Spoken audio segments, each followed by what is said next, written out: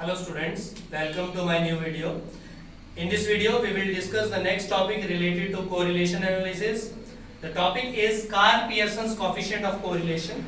In this topic we will discuss how two variables are related to each other and what is the extent of relation of two variables.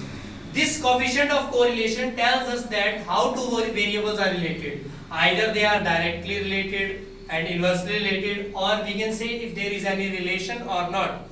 This coefficient of correlation is discussed in many ways. Firstly, we will discuss what is the formula to calculate coefficient of correlation and the steps to calculate coefficient of correlation. This coefficient of correlation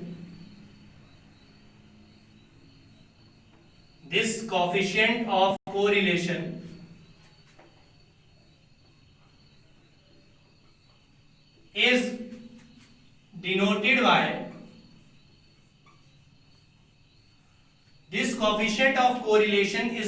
by small r, and it is calculated by the formula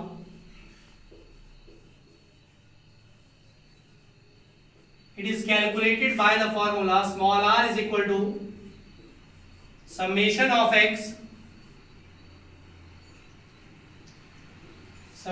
xy upon under the root summation of x square summation of y square, where small x is equal to capital X minus capital X bar and small y is equal to capital Y minus capital Y bar. These are the formulas of small x and small y. Here small x is mean deviation of values of variable capital X, and small y is mean deviation of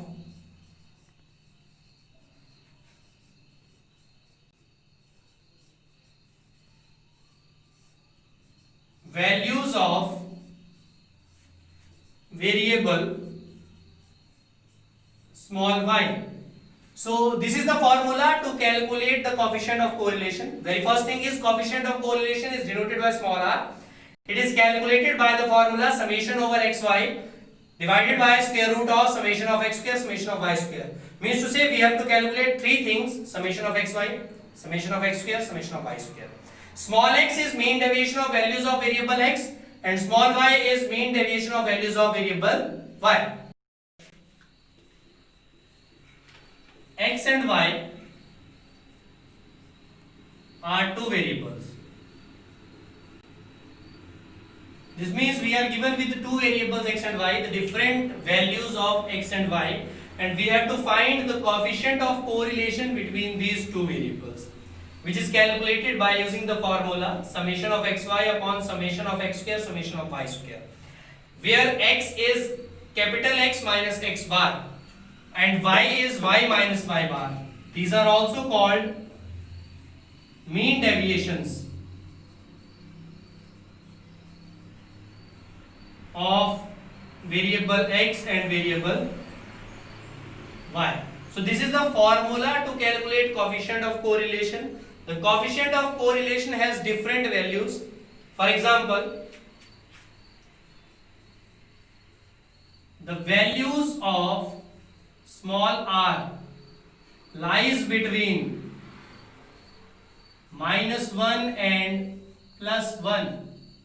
That is, -1 is less than equal to small r is less than equal to +1. जो आपके पास coefficient of correlation आएगा उसकी जो maximum value है वो आएगी +1 और जो आपके पास मिनिमम वैल्यू आएगी वो आएगी -1. मींस टू से कि जो कोएफिशिएंट ऑफ कोरिलेशन है उसकी उसकी वैल्यूज -1 और +1 के बीच में लाई करती हैं. It will be either negative up to -1, it will be either positive up to +1. If the value of r is +1, then it is positive direct relation. If it is -1, it is negative direct relation. If it is 0, then there is no correlation. देखिए, if coefficient of correlation r is +1, then the correlation is called perfect positive correlation. If the coefficient of correlation is -1, then it is called perfect negative correlation. If the value of r is 0, then it is called no correlation. Means to say, when r is 0, तो वहां पे दो variable जो आपको given है वो बिल्कुल भी रिलेटेड नहीं है, they are not related to each other. अगर r की वैल्यू +1 है तो जो दो वेरिएबल आपको गिवन है वो डायरेक्टली रिलेटेड है, बिल्कुल डायरेक्टली. और अगर r की वैल्यू -1 है तो दोनों वेरिएबल नेगेटिवली रिलेटेड है, मतलब इनवर्सली रिलेटेड है. ये जो वैल्यूज है r की +1, -1 और 0, ये बहुत रेयर वैल्यूज हैं. ठीक है, ये बहुत कम आएंगी क्वेश्चंस के अंदर आंसर्स के फॉर्म में. जो मोस्टली हमारे पास वैल्यूज आती हैं वो डेसिमल की फॉर्म में आएंगी, जैसे r = 0.38, r = -0.46 and so on, so many negative positive decimal numbers. But ये वैल्यूज बहुत रेयर मिलेंगी आपको कि आपको डायरेक्ट रिलेशन मिल रहा है. इसका मतलब देखिए, एक चीज यहां से क्लियर है कि आपको एक तो पता लग रहा है कि चीजें डायरेक्टली रिलेटेड है और इनवर्सली रिलेटेड है और रिलेटेड है भी कि नहीं है, और ये पता लग रहा है कि कितने % डायरेक्टली रिलेटेड है और कितने % इनवर्सली रिलेटेड है. तो इसका मतलब जो कोएफिशिएंट ऑफ कोरिलेशन है वो आपको दो चीजें बता रहा है, एक मैग्नीट्यूड ऑफ कोरिलेशन, एक direction of correlation. So we can write thus the coefficient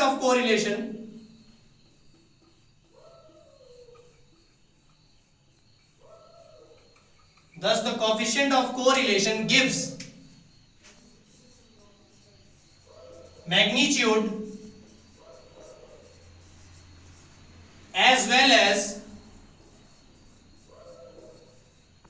direction of correlation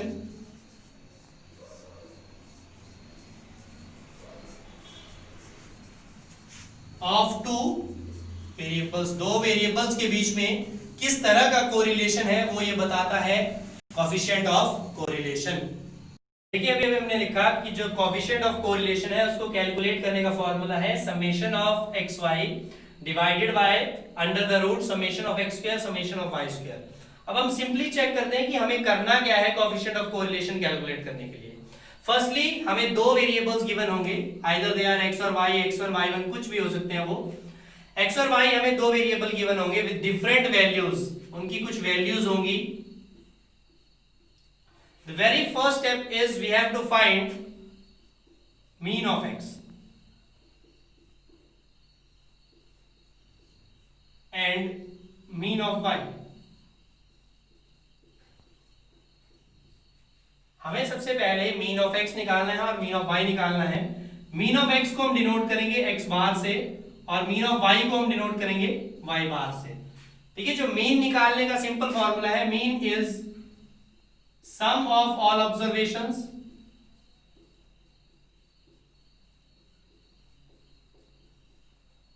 upon total number of observations.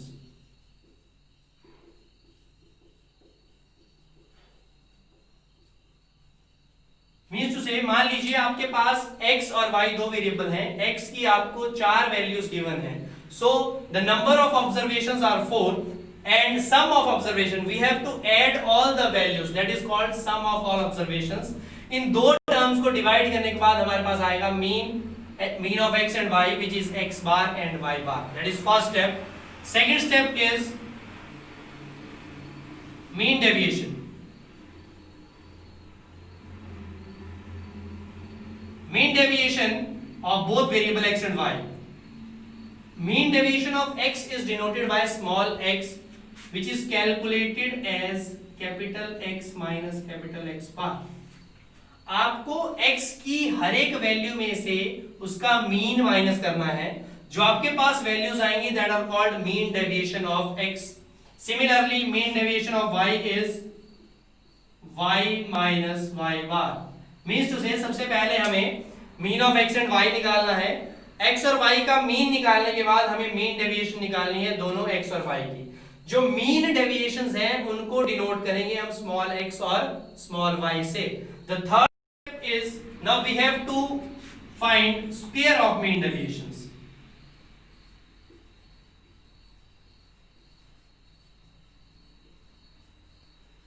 Means to say अभी अभी आपके पास दो कॉलम्स आए हैं, एक मीन डेविएशन ऑफ x और एक मीन डेविएशन ऑफ y। तो हमें इसके बाद दो और कॉलम्स निकालने हैं, that is square of mean deviation x and square of mean deviation y। After finding these two squares, next we have to calculate product of deviations.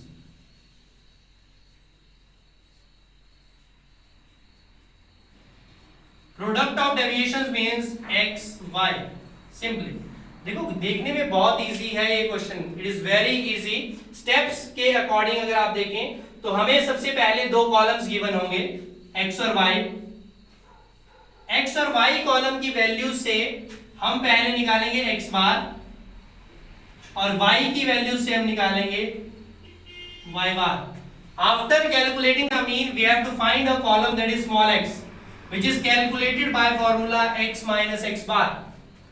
After finding this column, we will calculate mean deviation of y, which is by formula y minus y bar. अब जब आपके पास दोनों column आ गए हैं x और y, next we have to square the columns. Next we have to find x square, y square and xy. Means to say we are given with two variables and we have to calculate 1 2 3 4 and 5 more variables। ठीक है, दो columns हमारे पास given होंगे, हमें 5 और columns निकालने हैं इन दो कॉलम्स को यूज करने के बाद। जब आपके पास 5 और कॉलम्स आ जाएंगे तो वापस फॉर्मूले में आए तो आप देखें, you have to find summation of xy। आपका सबसे लास्ट वाला कॉलम होगा xy। जो xy वाला कॉलम है उसकी सभी टर्म्स को आपको सम अप करना है। You will calculate summation of xy. Next term is summation of x square. x square का कॉलम भी आपके पास है, x square की टर्म्स को सम करेंगे, आपके पास आ जाएगा summation of x square। और lastly the term is summation of y square। y square की टर्म्स को सम करेंगे तो हमारे पास आ जाएगा summation of y square। इन सभी वैल्यूज को कैलकुलेट करने के बाद हमें फॉर्मूले में वैल्यूज पुट करनी है, सिंपली कैलकुलेशन करनी है and we will calculate the coefficient of correlation. This is the simple procedure to calculate coefficient of correlation. एक बार हम दोबारा देखते हैं। देखिए, हमें दो वैल्यूज गिवन होंगी, दो वेरिएबल्स गिवन होंगे x और y, उनकी डिफरेंट वैल्यूज हमें गिवन होंगी। फर्स्टली हमें जो x वाला कॉलम है उससे मीन ऑफ x निकालना है, जो y वाला कॉलम है उससे मीन ऑफ y निकालना है। जब आपके पास mean of x mean of y आ गया, you have to find mean deviation small x by using the formula x minus x bar। और फिर निकालना है mean deviation of y which is by formula y minus y bar। x और y निकालने के बाद आपको इन कॉलम्स को स्क्वायर करना है और फिर लास्टली इन दोनों कॉलम्स को मल्टीप्लाई करना है। जो लास्ट के 3 कॉलम्स आपके पास आएंगे, आपको उन सभी कॉलम्स को ऐड अप करना है और जो ऐड अप करने के बाद आपके पास 3 टर्म्स आएंगी, वो होंगी summation of x square, summation of y square, summation of xy। इन सभी समेशंस को आपको फॉर्मूले में पुट करना है और फॉर्मूले में पुट करने के बाद लास्ट में आपके पास वैल्यू आएगी, वो होगी कोएफिशिएंट ऑफ कोरिलेशन। तो ये सारे प्रोसीजर को हम एक एग्जांपल से क्लियर करते हैं। Now let us discuss an example. देखिए एग्जांपल क्या है, we have to find the coefficient of correlation of following data. हमें दो वेरिएबल्स गिवन है x और y, उनकी डिफरेंट वैल्यूज गिवन है और हमें फाइंड क्या करना है, coefficient of correlation small r की वैल्यू फाइंड करनी है हमें by using the given data। देखिए, ये आपके पास क्वेश्चन गिवन होगा। क्वेश्चन में हमें क्या करना है, हमें अब चेक करना है कि फर्दर हमें क्या क्या चीजें कैलकुलेट करनी है। देखिए, मैंने आपको स्टेप्स में भी क्लियर किया था। The very first step is कि हमें दोनों वेरिएबल्स का मीन निकालना है। दोनों वेरिएबल्स का मीन निकालने के लिए देखिए, जो फर्स्ट कॉलम है आपका, हमें पहले उनकी वैल्यूज को सम अप करना है और फिर उनका मीन निकलेगा। मैंने ये आपको फॉर्मूले में भी बताया था कि that mean is equal to sum upon number of observations. तो अगर हम देखें तो यहाँ पे जो नंबर ऑफ ऑब्जर्वेशंस है that are 1 2 3 4 5 6 7 8। The number of observation n is equals to 8। n की वैल्यू है यहाँ पे 8। अब हमें निकालना है mean of x that is x bar. x bar की वैल्यू हम यहाँ पे कैलकुलेट करते हैं। तो पहले सम अप करते हैं इनको। We will have 10 plus 6 is 16, 16 plus 9 is 25, 25 plus 10 is 35, 35 and 12 47, 47 and 13 60, 60 and 11 is 71, 71 and 9 is 80। So we have sum is 80 and total number of terms are 8. So the value of x bar is 10. That is, we have the value of x bar. Mean x bar is 10. Similarly, we have to calculate mean of y, which is y bar. चलिए y bar की values को sum up करते हैं. Sum up करेंगे, it will be 9 and 4 13, 13 और 6 19, 19 और 9 28, 28 and 11 is 39, 39 and 13 is 52, 52 and 8 is 60, 60 and 4 is 64. So the mean is 64 upon 8. Sum is 64, 64 upon 8 is 8. The value of y bar is. यहां पे हमारा पहला step complete होता है कि हमने जो है दो वेरिएबल्स गिवन थे उनका मीन निकाल लिया है. अब नेक्स्ट जो हमारा कॉलम बनेगा वो बनेगा mean deviation. x is equal to x minus x bar. The value of x bar is 10. We can write x minus x bar or it is equals to x minus 10. x में से 10 minus करना है. The very first value of x is 10. So 10 minus 10. 10 minus 10 equals to 0. Next is 10 minus 6 equals to 4. Next is 10 minus 9 which is equals to 1. Next is 10 minus 10 which is equals to 0. Next is 10 minus 12 which is equals to, sorry, it is, sorry, यहाँ पे जो है values negative positive में आएंगी तो हमें वो भी ध्यान रखना है. देखिए हमें x में से 10 को माइनस करना है, ना कि 10 में से x को. The value of x is 6. It is 6 minus 10 and 6 minus 10 is minus 4. Next is x minus 10. X is 9. 9 minus 10. 9 minus 10 is minus 1. Next is 10 minus 10 which is 0. Next is 12 minus 10. 12 minus 10 is 2. Next is 13 minus 10. 13 minus 10 is 3. Next one is 11 minus 10. 11 minus 10 is 1. Next is 9 minus 10. 9 minus 10 is minus 1. तो इस तरह से हमने सभी deviations calculate कर ली हैं. इस बात का आप जरूर ध्यान रखें कि जो साइन है डेविएशन का वो बहुत मैटर करता है. देखिए अब अगर आप एक बात देखें तो जो समेशन ऑफ x आएगा, डेविएशंस का सम, एक बार आप ध्यान से देखें, इट इज -4 -1 -5 एंड -1 -6. और पॉजिटिव टर्म्स देखें 3 2 and 1. 3 and 2 is 5, 5 और 1 6. -6 plus 6 is 0. So summation of deviation x is 0. अब देखिए हमने जो है फर्स्ट डेविएशन निकाल ली है, x वेरिएबल की डेविएशन स्मॉल x निकाल चुके हैं हम. अब हम y डेविएशन की, y वेरिएबल की डेविएशन निकालेंगे which is capital Y minus y bar. y बार की वैल्यू हमने कैलकुलेट करी है, y बार की वैल्यू आई है 8. It is y minus 8. देखिए y की सबसे पहली वैल्यू है 9.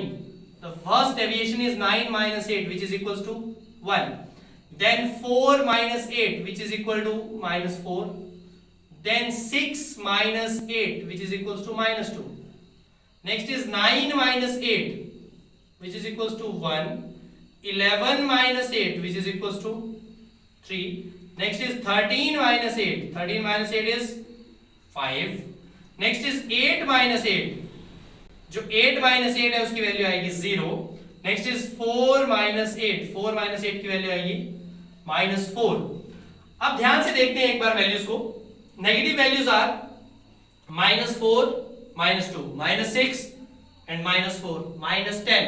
नेगेटिव डेविएशन का सम आया -10. पॉजिटिव डेविएशन देखते हैं 5 3 8 1 9 and 10. So -10 plus 10 total sum of deviation is 0. देखो ये भी एक चेक पॉइंट है आपकी कैलकुलेशन का कि आपके पास जो डेविएशंस हैं उनका जो सम है वो आना चाहिए 0. देखिए पहले हमारे पास दो वेरिएबल थे x एंड y. हमने पहले उनका मीन निकाला और after that we have calculated mean deviation. देखिए अब हमने जो है डेविएशंस दोनों निकाल ली हैं. The next step is we have to find square of deviation. Firstly we will calculate x square. जो x डेविएशन हमारे पास आई है, स्मॉल x डेविएशन, हम उसका स्क्वायर करेंगे। पहला नंबर है 0 and the square of 0 is 0, और we can write it as 0 square which is equal to 0। Next term is -4, -4 का स्क्वायर करेंगे अगर आप तो it will be 16। Next term is -1, -1 का स्क्वायर करेंगे तो it will be 1। Next term is 0, 0 का स्क्वायर करेंगे तो आपके पास आएगा 0। नेक्स्ट टर्म इज 2, हमें 2 का स्क्वायर करना है, 2 का स्क्वायर करेंगे तो हमारे पास आएगा 4। नेक्स्ट टर्म इज 3, 3 का स्क्वायर करेंगे तो हमारे पास आएगा 9। नेक्स्ट टर्म इज 1, 1 का स्क्वायर करेंगे तो हमारे पास आएगा 1। नेक्स्ट टर्म इज -1, -1 का स्क्वायर करेंगे इट विल बी 1। देखिए x स्क्वायर जो कॉलम है वो सारा पॉजिटिव कॉलम आएगा, क्योंकि हमें पता है कि किसी भी नंबर का स्क्वायर जो है वो कभी नेगेटिव नहीं आता, तो जो स्क्वायर ऑफ x आएगा वो ऑलवेज पॉजिटिव आएगा। After that we will calculate summation of this column. x square का सम निकाल लेते हैं हम। It is 0 16, 16 plus 1 17, 17 plus 4 is 21, 21 and 9 is 30, 31 32, sum is 32। ये हमारे काम का है क्योंकि हमने इसको फॉर्मूले में भी सब्स्टिट्यूट करना है। x स्क्वायर निकालने के बाद हम नेक्स्ट कॉलम बनाएंगे y स्क्वायर। जो y वाली डेविएशन है अब हम उनका स्क्वायर करेंगे। The very first deviation is 1 and the square of 1 is 1। Next is -4, -4 का स्क्वायर करेंगे it will be 16। Next is -2, -2 का स्क्वायर करेंगे it will B 4। Next is 1, 1 का स्क्वायर करेंगे it will be 1। Next is 3, 3 का square करेंगे it will B 9। Next is 5, 5 का square करेंगे it will B 25। Next is 0, 0 का स्क्वायर करेंगे it will B 0। Next is -4, -4 का स्क्वायर करेंगे अगर आप तो आपके पास आएगा 16। इसी तरह अब हम समेशन ऑफ y स्क्वायर भी निकाल लेते हैं। इनका सम अप करेंगे आप, इट इज 16 and 1 17, 17 plus 4 21, 22 31, 31 में अगर आप 25 ऐड करें तो it will B 56, 56 plus 16 is 72। एक बार दोबारा हम चेक कर लेते हैं। 16, 25 और अगर आप 16 को ऐड करें 41 होगा, 41 और 9 is 50, this is 51, 55, 55 और 71 and then 1 is 72। इस तरह हमारे पास जो सम आया x स्क्वायर और y स्क्वायर का वो आया 32 and 72। अब हमने x स्क्वायर और y स्क्वायर वाला कॉलम निकाल लिया है। अब हमारा लास्ट कॉलम बचता है the product of deviation x and y। x and y deviations को हमें मल्टीप्लाई करना है। तो चलते हैं वापस। First is 0 into 1, 0 into 1 is 0। Last second is -4 into -4, -4 into -4, this is equals to 16। next is -1 into -2, it will be equals to 2। next is 0 into 1, it will be equals to 0। next is 2 into 3, 2 into 3 is 6। next is 3 into 5, it is 15। next is 1 into 0 is 0। next is -1 into -4, this is 4। इस column को भी हम sum up कर लेते हैं कि x y की value हमारे पास क्या आएगी। 16 plus 2 18, 18 plus 6 is 24, 24 plus 15 is 39, 39 plus 4, 39 plus 4 को जब आप ऐड करेंगे तो आपके पास आएगी टर्म 43। तो जब हमने समेशन ऑफ एक्स वाई निकाला तो हमारे पास वैल्यू आई है 43। अब जो हमारे पास वैल्यूज आई हैं अकॉर्डिंग टू फार्मूला उनको हम लिख लेते हैं। तो हमारे पास आया समेशन ऑफ एक्स स्क्वायर का सम आया हमारे पास 32। समेशन ऑफ वाई स्क्वायर का सम आया हमारे पास 72 और एक्स वाई का सम हमारे पास आया 43। अब हम एक बार लास्ट में फॉर्मूले में वैल्यूज पुट करेंगे to calculate the whole term. So we'll check about the formula. Now we know that the formula is the coefficient of correlation is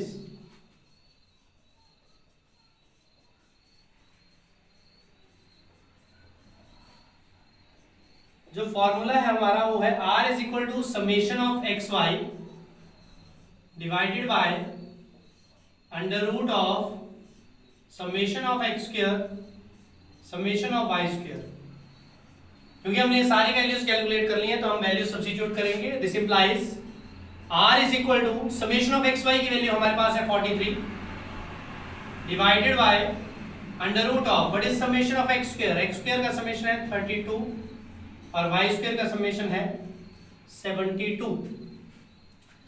देखिए जब हम 32 और 72 इन दोनों नंबर्स को मल्टीप्लाई करेंगे, अगर मल्टीप्लाई नहीं करना है तो आप फैक्टर भी बना सकते हैं। 32 के फैक्टर बनेंगे 2 raised to power 5 और 72 इज 2 into 6 into 6। तो यहां से अगर आप कॉमन निकालें तो आपके पास आएगा 43।